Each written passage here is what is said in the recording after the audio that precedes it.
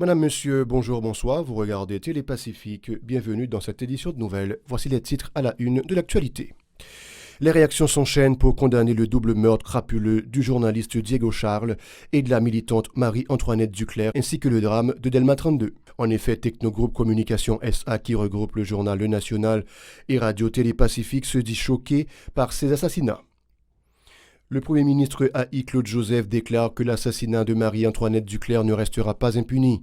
Le chef du CSPN et le DG de la PNH imputent au Fantôme 509 le carnage de Delma 32 et le double meurtre de Chris III le 29 juin dernier. La Direction générale de Radiovision 2000 suspend jusqu'au 4 juillet ses éditions de nouvelles suite à l'assassinat odieux du journaliste Diego Charles le 29 juin. Les responsables du dit média appellent les autorités à assumer pleinement leurs responsabilités et à rendre justice aux parents des victimes. Le coordonnateur de l'Union nationale des normaliens haïtiens, UNO, Josué Mérilien, rejette les déclarations des autorités sur les attaques meurtrières du 29 juin. Lilia Buronchiouk, c'est la nouvelle directrice des opérations de la Banque mondiale pour les Caraïbes à partir de ce 1er juillet. Elle sera en poste à Kingston, en Jamaïque. Vers le renforcement de la lutte contre la traite des personnes, le Comité national et ses partenaires ont présenté à la presse le 1er juillet à Pétionville les procédures opérationnelles standards pour l'identification et la protection des victimes. Et puis à l'étranger, commémoration en grande pompe des 100 ans du Parti communiste chinois à Pékin, l'occasion pour Xi Jinping de vanter l'essor irréversible de la Chine. Restez avec nous, nous vous revenons après la pause. Comme annoncé en titre, Madame, Monsieur, les réactions s'enchaînent pour condamner le double meurtre crapuleux du journaliste Diego Charles et de la militante Marie-Antoinette Duclerc, ainsi que la fusillade de Delma 32. En effet, Technogroupe Communication SA, qui regroupe le journal Le National et Radio Télépacifique, se dit choqué par ces assassinats, notamment celui de Marie-Antoinette Duclerc, qui avait également collaboré à Radio Pacifique. Ces attaques meurtrières bouleversent la corporation journalistique, le secteur des droits humains, particulièrement les défenseurs des droits des femmes, ainsi que les militants politiques qui œuvrent contre les pratiques de corruption et l'injustice sociale dans le pays, soulignent les responsables de Technogroupe. Cette structure présente ses sympathies aux proches de Marie-Antoinette Duclerc et de Diego Charles qui travaillaient à Radiovision 2000, qui accompagnaient Netty. Ce double crime représente une menace pour la liberté d'expression en Haïti, a fait remarquer Technogroupe Communication SA, qui dénonce aussi l'incapacité des dirigeants à résorber le climat d'insécurité qui mine le pays, selon un communiqué en date du 30 juin. La Direction générale de Radiovision 2000 a modifié sa programmation suite à l'assassinat odieux du journaliste Diego Charles le 29 juin. Les éditions de nouvelles sont suspendues jusqu'au 4 juillet et la programmation musicale est provisoirement modifiée. Selon les responsables du dit média, cette initiative vise aussi à exprimer leur indignation face à ce double crime alors que les deux jeunes professionnels, Diego Charles et Marie-Antoinette Duclerc, s'étaient activement engagés dans leur carrière au service de la patrie. Ils appellent les autorités à assumer pleinement leurs responsabilités pour que justice soit rendue en châtiant les coupables, quels qu'ils soient, selon un communiqué. Le Premier ministre AI Claude Joseph déclare que l'assassinat de Marie-Antoinette Duclerc Netty ne restera pas impuni. Le chef du Conseil supérieur de la police nationale CSPN impute au Fantôme 509 le carnage de Delma 32 et le double meurtre de Chris III le 29 juin dernier. Il s'exprimait lors d'une rencontre avec la presse le 1er juillet en sa résidence officielle à Musso à Pétionville. L'une des victimes, Marie-Antoinette Duclerc, était une proche de Claude Joseph. Il a qualifié les attaques meurtrières du 29 juin d'actes terroristes. Les propos de Claude Joseph recueillis par Wesley Bernard Jean-Baptiste et Jose Philippe François. Gouvernement intérimaire que m'a dirigé, président de la République là, nous consterné par action ça. Nous consterné devant attentat terroriste qui produit par un groupe terroriste qui bat tête sur nom Fantôme 509 dans la nuit 29 pour arriver 30 juin. Attentat ça qui passé en Delma 32 à Crissois. Groupe terroriste qui était sur Fantôme 509 touillé pour nos piclets environ 15 personnes en zone Delma 32. Antoinette Duclerc, c'était Zamim. C'était plus que Zamim, c'était une sœur. Il a dû en pile. Que Netty t'a mouru comme ça, et crime ça, les terroristes commettent là, t'a arrêté impuni. Tout le monde qui mourit dans la nuit 29 pour arriver 30 juin. Le lendemain du carnage de Delma 32 et du double meurtre de Christoua, le directeur général de la police nationale Léon Charles les avait rapidement attribués aux partisans de l'ex-policier Gerby Geffrard. Il a confirmé que les bandits avaient d'abord identifié Diego Charles et Marie-Antoinette Duclerc avant de les exécuter. Léon Charles. Dans la matinée du 30 juin, de minuit à 1h, des bandits assassinés lâchement de simples citoyens qui t'a vaqué à occupation dans la zone la caillou.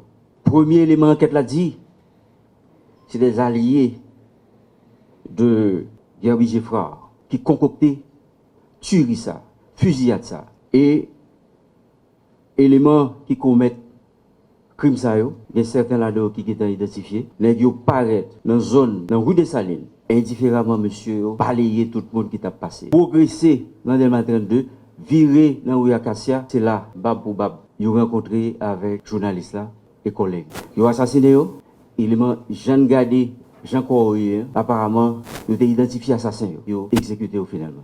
Le coordonnateur de l'Union nationale des normaliens haïtiens UNO, Josué Mérilien, a mis à l'index les autorités gouvernementales dans le cadre des attaques meurtrières du 29 juin. Le professeur Mérilien a qualifié de diversion les déclarations intempestives du DG de la PNH ayant attribué ces crimes révoltants et gratuits au fantôme 509. Le syndicaliste était l'invité du Pacifique Matin le 1er juillet.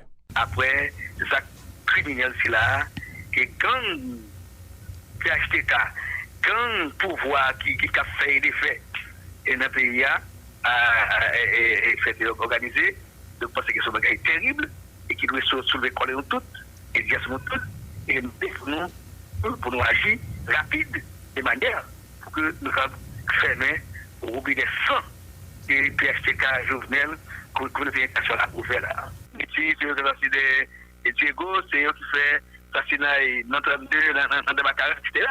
Donc, c'est que nous avons une rapidité extraordinaire, incroyable. Et Léon Charles qui a fait enquête, il joint et le monde qui est cru là. Bon, c'est longtemps de Léon Charles qui a parlé. Lilia Boronchuk, c'est la nouvelle directrice des opérations de la Banque mondiale pour les Caraïbes à partir de ce 1er juillet. Elle sera en poste à Kingston, en Jamaïque. Elle est notamment chargée de la supervision des 75 projets de l'institution en cours dans 13 pays pour un montant de 2,7 milliards de dollars.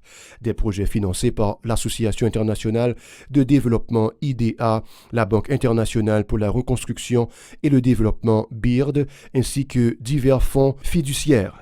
Afin de développer la résilience régionale, le programme de la Banque mondiale s'appuie sur des axes transversaux, notamment l'adaptation au changement climatique et son atténuation, le développement du capital humain, la viabilité, les politiques budgétaires, la transformation numérique, la protection financière, la gestion des risques naturels, l'agriculture et l'économie bleue. La Banque mondiale fournit également une grande variété de services analytiques et de conseils dans la région. Le Comité national pour la lutte contre la traite des humains, CNLTP, en partenariat avec l'Organisation internationale pour la migration OIM et la Fondation Lumos, a organisé le 1er juillet à Pétionville un atelier autour des procédures opérationnelles standards, POS, en vue de l'identification de cette pratique et la protection des victimes. À l'occasion, le représentant de Lumos en Haïti, Eugène Guillaume, a indiqué que le document est un outil qui vient renforcer la lutte contre la traite des personnes, la prise en charge et la réhabilitation des victimes dans la région latino-américaine. Eugène Guillaume au micro de Murdit Joseph et Mackerson Mexil. Aujourd'hui, le projet PES est content d'appuyer le CNLTP dans l'adoption des procédures opérationnelles standards pour l'identification et l'accompagnement des victimes de traite des personnes. Il s'agit d'un outil décisif. Je le dis encore, le PES Memo, c'est un outil décisif, préparé avec et pour les acteurs et institutions de protection. Cet outil de chevet aidera Haïti à se mettre au diapason des bonnes pratiques dans la région latino-américaine et caribéenne en ce qui concerne la prise en charge des victimes et devra permettre de rendre plus efficace, plus cohérent et plus intelligible la démarche à suivre pour la réhabilitation des victimes. Présente à la cérémonie, la ministre des Affaires sociales et du Travail, Marie-Ghislaine Montpremier, a expliqué que ces procédures préconisent particulièrement la prévention, la protection, la poursuite et le partenariat dans le cadre de la lutte contre le trafic des êtres humains. Elle s'est félicitée de l'adoption de ce document, affirmant que le gouvernement en fera bon usage. Écoutons ses propos. La prévention, la protection, la poursuite et le partenariat. Concrètement, sur la base de la dite loi, l'État s'engage à prévenir et combattre la traite des personnes, dénoncer les règles régissant les enquêtes, les poursuites et la répression de la traite des personnes sous toutes ses formes, de protéger et d'aider les victimes d'une telle traite en respectant et défendant pleinement leurs droits fondamentaux. Pour sa part, le chef de mission de l'Organisation internationale pour la migration OIM, Giuseppe Loprete, a salué aussi l'élaboration de ces procédures. Il a particulièrement présenté ses remerciements à l'Union européenne pour son soutien ferme à la lutte contre les pratiques de la traite des humains. Un extrait de ses déclarations au micro de Murdi Joseph et Mackerson Mexil.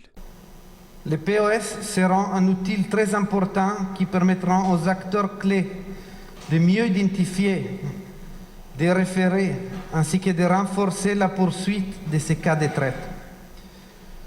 Ce document permettra donc de mieux répondre aux défis rencontrés lors de l'identification et la prise en charge des survivants de traite à travers des procédures claires à suivre lorsque nous faisons face à ce type de crimes en Haïti.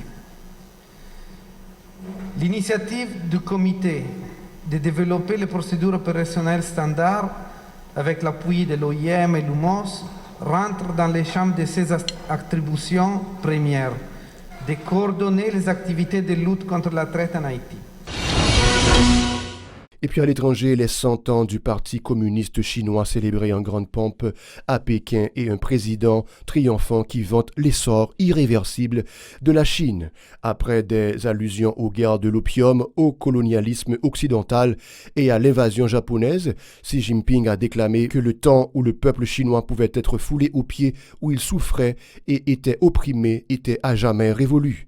Le peuple chinois ne permettra jamais à aucune force étrangère de nous intimider, de nous opprimer ou de nous asservir, à tempêter Xi Jinping.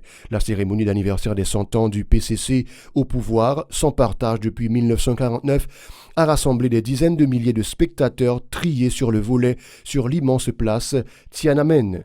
L'événement est pour le régime chinois l'occasion d'afficher ses réalisations depuis sa fondation clandestine en juillet 1921 à Shanghai dans l'ex-concession française. Sans surprise, les dizaines de millions de morts des campagnes de Mao, du Grand Bond en avant 1958 à la Révolution culturelle 1966 n'ont pas été abordés à l'occasion du centenaire. Ici pour enfin Madame, Monsieur Info Pacifique, merci de l'avoir suivi. Je vous laisse en compagnie de la programmation.